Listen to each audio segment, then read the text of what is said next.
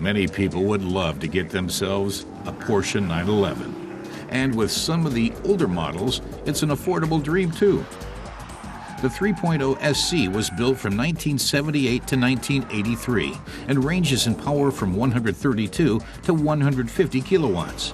6.8 seconds is all it takes from 0 to 100, and the top speed of 225 kilometers an hour isn't bad either. The 3-liter version is much cheaper to purchase than the 3.2-liter variant, but before buying such a car, an expert should definitely look it over carefully.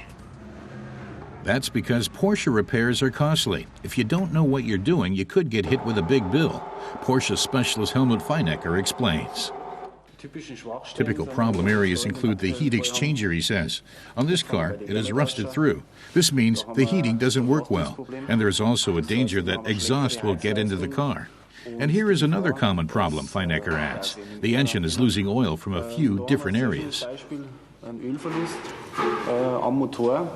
Der ist zu suchen an die Ölleitungen, an die Verbindungsleitungen, Druckleitungen zu die beiden Nockenwellen. Another part that often suffers from wear and tear in the 911 is the clutch. You can see the problem here, he says.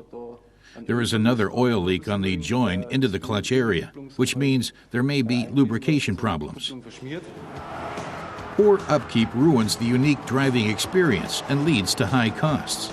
Another common problem is wheel alignment. Freinecker says that the wheels are aligned, but the steering isn't improved. You can see here very clearly the gaps between the steering track rods are not the same on both sides. The car drives straight, but as soon as the car has traveled around the corner, the tracking is no longer correct. The tires start to wear down non-uniformly, and the steering starts to float a little bit. But the 911 does have good quality rust protection. Since 1976, every model has been fully galvanized. The engines are also considered top quality. Odometer readings of over 300,000 kilometers are pretty normal, as long as the car has been regularly serviced. Freinecker says that a quality engine should be able to rev high in neutral and runs well almost straight after startup.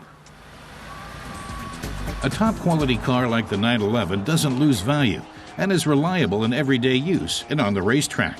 And most of them are already covered by classic car insurance, which is cheaper too.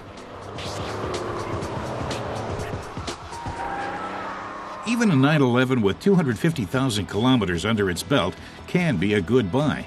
If it was built in 1980, that's around 8,500 kilometers per year.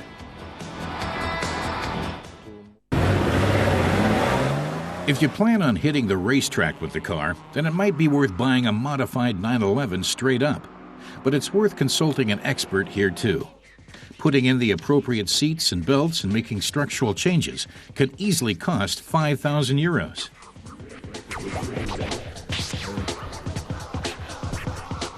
This car isn't really the cheapest fun around, but is definitely a long-term buy. And it's probably worth spending a little more for the purchase so that your 911 stays enjoyable for the years to come.